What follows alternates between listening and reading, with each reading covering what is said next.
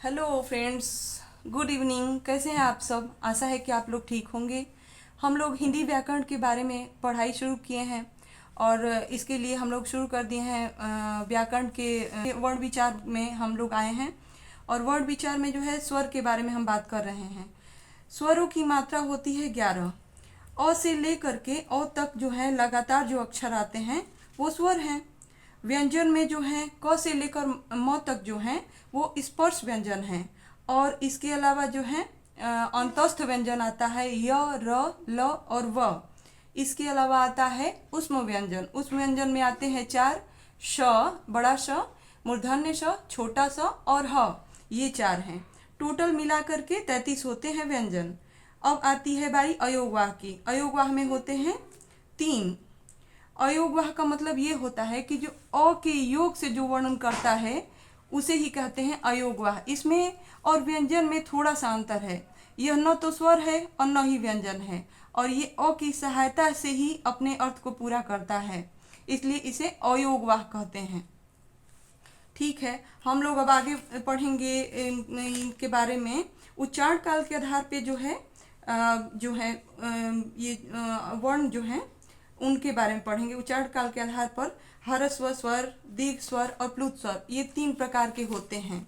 ह्रस्व स्वर में आते हैं 4, जैसे अ, ई यानी छोटी ई, छोटा उ और री। ये ह्रस्व स्वर को मूल स्वर भी कहा गया है। इनकी उत्पत्ति अन्य स्वरों के बिना ही होती है, इसलिए इन्हें मूल स्वर कहते हैं।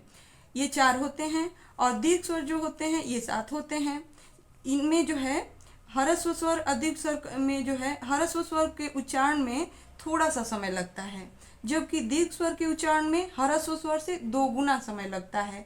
ये दीर्घ स्वर हैं आ, बड़ी ई, बड़ा उ, ए, ओ और औ। अब इसके बाद आता है प्लुत स्वर। प्लुत स्वर में जो है ह्रस्व स्वर से 3 गुना समय लगता है। इसका प्रयोग अधिकतर पुकारते समय हम लोग करते हैं। इसका चिन्ह है यश जैसा होता है। जैसे हम लिखते हैं ओम, बोलते हुए हैं ओम, बोलते समय थोड़ा देर करना पड़ता है, यानी ह्रस्व स्वर से 3 गुना। अब हम लोग आते हैं उच्चारण स्थान के आधार पर व्यंजन जो है कितने प्रकार के होते हैं।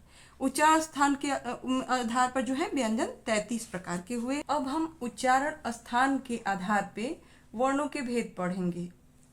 इनमें आता है सबसे पहले कंठ वर्ण।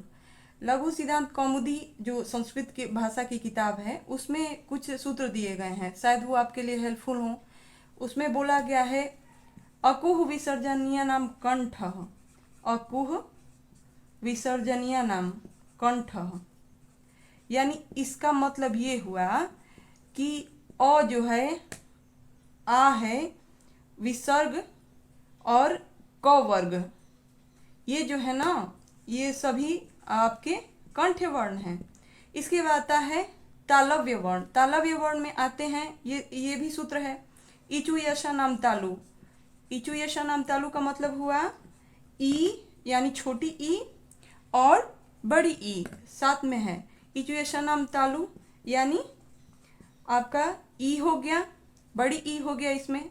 इसके बाद चू, ये का मतलब च वर्ग, और इसके बाद य, इसके बाद जो है बड़ा श। ये सभी हो गए तालु से बोलने वाले। जब हम बोलते हैं तो हमारी जिह्वा जो है, जिह्वा यानी जीभ तालु को छूती है। इसलिए जब हम ये जानने के लिए हम लोग को सबसे आसान यही होगा कि हम जो भी अक्षर है हम उसको समझ नहीं पा रहे हैं तो हम उसको बोलें। अगर हम उसको बोलेंगे तो हमको खुद ही पता चल जाएगा ना कि हमारी जीभ जिन जिन स्थानों को छूती है उससे हम लोगों को पता चल जाएगा कि ये कौन से वर्ण हैं। इसमें आता है मूर्धन्य वर्ण। मूर्धन्य वर्ण जो मूर्धा से बोले जाते हैं यानी ऊपरी भाग से। इसमें आता है ऋतु रसाणाम मूर्धा। यानी ऋतु रसाणाम मूर्धा का मतलब हुआ कि री और ट वर्ग, ट वर्ग हो गया, और र ये जो है, और मूर्धन्य स ये जो है आते हैं मूर्धन्य वर्ण में। यानी ये मूर्धा से ही बोले जाते हैं। जब आप बोलोगे तो ये जीभ जो है मूर्धा को छुएगी।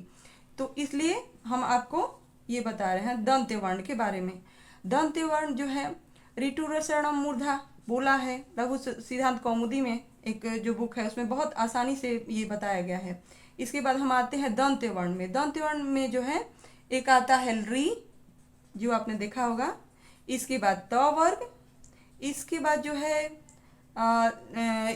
है त वर्ग में आ गए त से लेकर के न तक।